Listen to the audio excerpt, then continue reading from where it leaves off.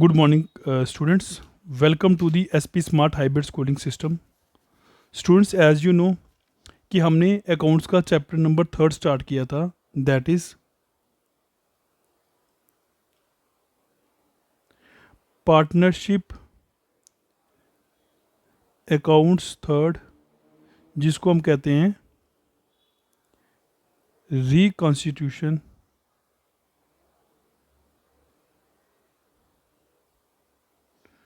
Of partnership. आज एक important topic discuss करेंगे, that is revaluation of assets and liabilities. बच्चे, हमें पता है कि एसेट्स और लाइबिलिटीज़ की वैल्यू सेम नहीं रहती, ये चेंज होती रहती है. ठीक है. जब ओल्ड पार्टनर्स अपनी प्रॉफिट शेयर रेशियो चेंज करते हैं, या कोई पार्टनर एडमिट होता है, या कोई रिटायर होता है, तो हमें रीवैल्यूएशन अकाउंट बनाना पड़ता है. ठीक है. अब रीवैल्यूएशन अकाउंट में हमें दो चीज़ें याद रखनी है.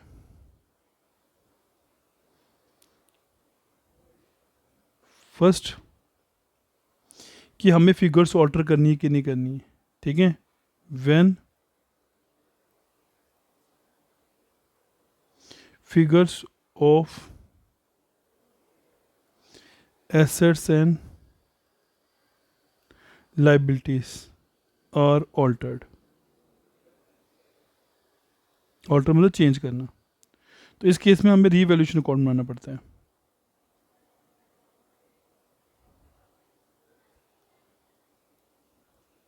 व्हेन, सेकंड केस, व्हेन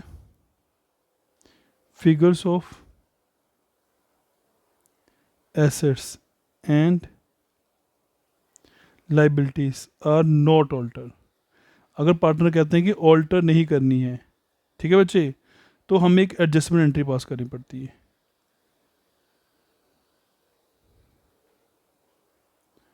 हमें एक एडजस्टमेंट एंट्री पास करनी पड़ती है इस केस में. तो सबसे पहले हमें समझना है कि सर क्वेश्चन में पूछा क्या क्या हुआ है. क्वेश्चन में हमें फिगर्स ऑल्टर करने के लिए बोला क्या हुआ है. अगर फिगर्स ऑल्टर करने के लिए बोला गया हुआ है तो बच्चे रिवैल्यूएशन अकाउंट बोलो. ठीक है. अगर फिगर्स ऑल्टर करने के लिए नहीं बोला गया हुआ है तो फिर हमें एक एडजस्टमेंट एंट्री पास करनी है. ठीक है. तो इंपॉर्टेंट है, ध्यान समझेंगे. तो रिवैल्यूएशन में बता दिया कि एसेट्स और लाइबिलिटीज़ की वैल्यू सेम नहीं रहती है, चेंज होती रहती है, बढ़ेगी कम होगी. ठीक है. इंटरनल फैक्टर भी, एक्सटर्नल फैक्टर भी हैं, बहुत सारे फैक्टर्स हैं. तो जब पार्टनर की प्रॉफिट शेयर रेशियो चेंज होती है तो पार्टनर क्या करते हैं, अपने एसेट्स और लाइबिलिटीज़ को रीअसेस करते हैं, देखते हैं कि बढ़ रही है लाइबिलिटीज़ या एसेट्स बढ़ रहे हैं. ठीक है. उसके लिए हमें दो केसेस याद रखनी है. केस 1 जिसमें फिगर्स ऑल्टर करनी है, केस 2 जिसमें उसने बोला होगा फिगर्स ऑल्टर नहीं करनी है. अगर सर क्वेश्चन में नहीं बताया गया हुआ है ऑल्टर करनी है कि नहीं करनी है, तो कौन सा फॉर्मेट फॉलो करेंगे. तो बच्चे ये वाला फॉर्मेट फॉलो करेंगे, रीवैल्यूएशन अकाउंट बनाएंगे. या तो क्वेश्चन में बोला गया होगा कि करनी है कि नहीं करनी है, तो हम स्ट्रेट फॉरवर्ड ये सिस्टम पता चल गया हमें कि अगर करनी होगी तो रीवैल्यूएशन अकाउंट बनाएंगे, नहीं करनी होगी तो एडजस्टमेंट एंट्री पास करेंगे. मगर कुछ ना बोला होगा तो सर फिर रीवैल्यूएशन अकाउंट बनाना है. ठीक है. अब रीवैल्यूएशन अकाउंट कैसे बनाया जाता है, फॉर्मेट देख लेते हैं बच्चे. रीवैल्यूएशन अकाउंट का फॉर्मेट बड़ा इंपॉर्टेंट है, सब बच्चे ध्यान से देखें. यहाँ लिखा डेबिट, यहाँ लिखा क्रेडिट.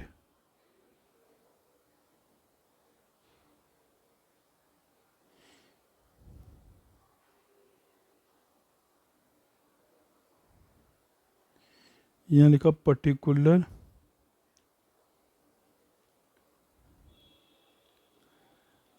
अमाउंट,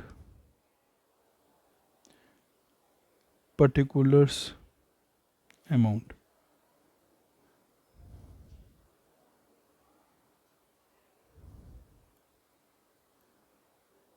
ठीक है. सबसे पहले बच्चे अगर एसेट्स बढ़ते हैं तो वो क्रेडिट साइड आएंगे बाय एसेट्स. अगर एसेट्स इंक्रीज करते हैं तो, अगर बच्चे इंक्रीज करते हैं, इंक्रीज मतलब बढ़ना, प्लस कर ले तो यहाँ पे अगर एसेट्स बढ़ेंगे तो इस साइड लिखना हमने अमाउंट. ठीक है. अगर एसेट्स कम होंगे तो इस साइड आएंगे, लेस हो गई.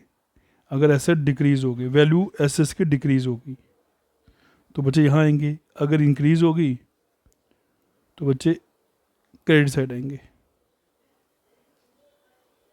ठीक है, सेम विद लाइबिलिटीज, अगर लाइबिलिटियाँ बढ़ेंगी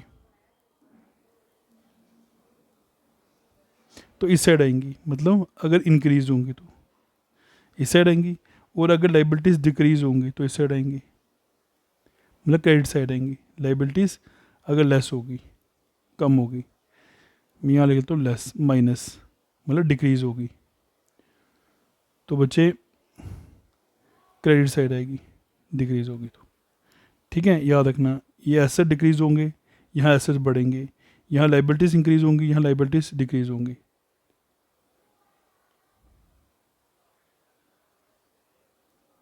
यहाँ पे मैं पूरा लिख देता हूँ इसको।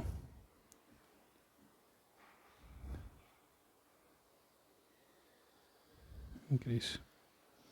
ठीक है बच्चे, उसी तरीके से ही अगर कोई अनरिकॉर्डेड एसेट होंगे तो यहाँ पे आएंगे,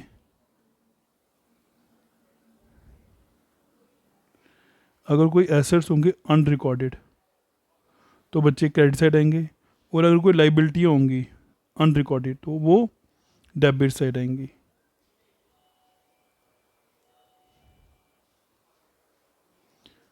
अगर अनरिकॉर्डेड लाइबिलिटीज होंगी तो बच्चे वो डेबिट साइड आ जाएंगी, अनरिकॉर्डेड एसेट्स होंगे क्रेडिट साइड आ जाएंगे। उसी तरीके से अगर प्रोविज़न क्रिएट कर रहे हो आप, ठीक है, टू प्रोविज़न अगर क्रिएट कर रहे हैं तो डेबिट साइड, और अगर लेस हो रहा है प्रोविज़न, मतलब प्रोविज़न कम हो रहा है, डिक्रीज हो रहा है, ठीक है बच्चे, तो क्रेडिट साइड डिक्रीज हो रहा है अगर, तो क्रेडिट साइड। तो ये चीज़ आपने याद रखना कि क्रिएट कर रहे हो तो डेबिट साइड आएगा, अगर कम हो रहा है तो क्रेडिट साइड आएगा। उसके बाद सर काम क्या होगा, उसके बाद हमारा काम होगा टोटल करना। अब टोटल देखना है कि क्रेडिट साइड बड़ी आ रही है कि डेबिट साइड बड़ी आ रही है। अगर क्रेडिट साइड बड़ी है तो इसका मतलब आपकी वैल्यू बढ़ी हुई है। ठीक है, रीवैल्यूएशन अकाउंट नॉमिनल अकाउंट होता है, ये नॉमिनल अकाउंट हो गया, मतलब खर्चे सारे यहाँ पे आएंगे, इनकम सारी यहाँ पे आएंगी। ठीक है, तो अगर इनकम ज़्यादा है खर्चे कम हैं तो प्रॉफिट हुआ होगा, तो हम लिखेंगे to profit on revaluation. Revaluation में प्रॉफिट होगा, जो भी पार्टनर्स होंगे सपोज करो एक्स और वाई, इनको ओल्ड रेशो में बांट देंगे हम, ये वाला प्रॉफिट। ठीक है बच्चे, और अगर लॉस होगा तो सेम इनसे ले लेंगे हम, बाय लॉस ऑन रीवैल्यूएशन। अगर लॉस हुआ तो पार्टनर से ले लेंगे हम, कोई पार्टनर हो एक्स और वाई ओल्ड रेशो में। तो ये फॉर्मेट हो गया रीवैल्यूएशन अकाउंट का। तो इसका मतलब जो अगर एसेट्स बढ़ रहे हैं तो इस साइड आएंगे, अगर लाइबिलिटीज़ कम हो रही हैं तो क्रेडिट साइड आएंगी, अनरिकॉर्डेड एसेट और डेबिट साइड आएंगे, प्रोविजन कम हो रहे हैं तो बच्चे आपके क्रेडिट साइड आएंगे। सेम अगर एसेट्स कम हो रहे हैं डेबिट साइड आएंगे, लाइबिलिटीज़ बढ़ रही हैं तो डेबिट साइड आएंगी, अनरिकॉर्डेड लाइबिलिटीज़ है डेबिट साइड आएगी, प्रोविजन क्रिएट किया हुआ है तो सर कहाँ पे आएगा, डेबिट साइड आएगा। और अगर क्रेडिट साइड बड़ी है डेबिट साइड छोटी है तो प्रॉफिट हो जाएगा, और अगर डेबिट साइड बड़ी है क्रेडिट साइड छोटी है तो बच्चे लॉस हो जाएगा। सबसे पहले हमें याद रखना है। तो ये इस तरह ये वैल्यूएशन अकाउंट बनाना है। ये तब बनाना है जब हमने फिगर्स ऑल्टर करनी है, ये वाला जब हम फिगर्स ऑल्टर करेंगे या कुछ ना बोला होगा तो हमने ये बनाना है। और अगर सर फिगर्स ऑल्टर नहीं करनी होगी तो क्या करना होगा, तो बच्चे करना यही है, बस उसको एक पैराग्राफ की फॉर्म में शो कर देंगे जब फिगर्स ऑल्टर नहीं करनी होती हैं। ठीक है, when it is decided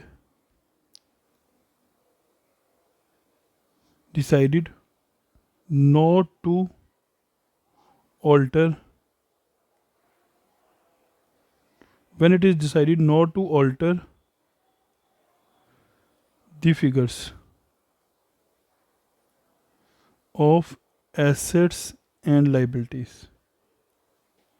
asset liabilities की फिगर्स ऑल्टर नहीं करनी है तो बच्चे हमें नेट इफेक्ट निकालना है। ठीक है, नेट इफेक्ट कैसे निकलेगा, यहाँ देखिए,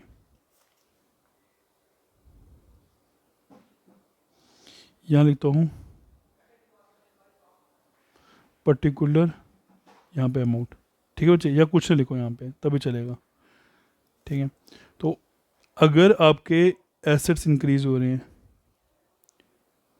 तो हम ऐड करेंगे एसेट्स, ठीक है। और अगर डिक्रीज हो रही है लाइबिलिटी, डिक्रीज इन लाइबिलिटी, तो हम ऐड करेंगे। अगर प्रोविजन डिक्रीज हो रहे हैं तो हम ऐड करेंगे। और अगर अनरिकॉर्डेड एसेट्स हैं तो हम ऐड करेंगे। सर करना कैसे है? ये वाली सारी फिगर्स जो हैं, ये वाली, ये सारी प्लस वाइज हेडिंग देनी है। मैंने वही लिखा, प्रोविजन डिक्रीज हुए, ठीक है। सेकंड, हम लेस करेंगे अगर लाइबिलिटी इंक्रीज हो रही है, इंक्रीज इन लाइबिलिटीज, ठीक है, लेस करेंगे। और अगर एसेट डिक्रीज हो रहे हैं, डिक्रीज इन एसेट्स, वो हम लिखेंगे। अनरिकॉर्डेड कोई लाइबिलिटी होगी वो आएगा बच्चे, तो उसके बाद हम क्या कर देंगे सर, प्लस माइनस कर देंगे,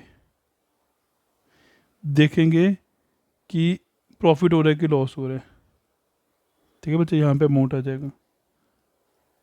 अगर ये साइड बड़ी है तो ये साइड छोटी है, इसका मतलब प्रॉफिट हो रहा है, तो नेट इफेक्ट निकल जाएगा हमारा।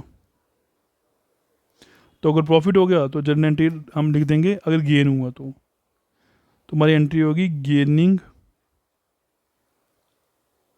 Partners capital account DR to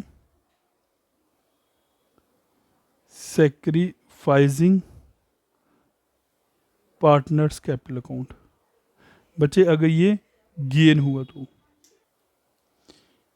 gaining ratio में और सेक्रीफाइसिंग रेशो में, ठीक है, गेन हुआ। अगर सर लॉस हो गया तो रिवर्स एंट्री, तो आएगा sacrificing partners capital account DR to gaining partners capital account. बच्चे सेक्रीफाइस रेशो में और गेनिंग रेशो में जो नेट इफेक्ट आया होगा हमारा, उसको हमने ये एंट्री के थ्रू पास कर देना है। तो ये एडजस्टमेंट एंट्री पास करनी है जब हमारा बोला गया होगा कि फिगर्स को ऑल्टर नहीं करना है, not to alter the figures, figures alter नहीं करनी है। तो बच्चे ये पूरा क्वेश्चन, सॉरी पूरा फॉर्मेट बच्चे मैंने आपको समझा दिया। तो आई होप बच्चे आपको समझ आया होगा। Thank you students.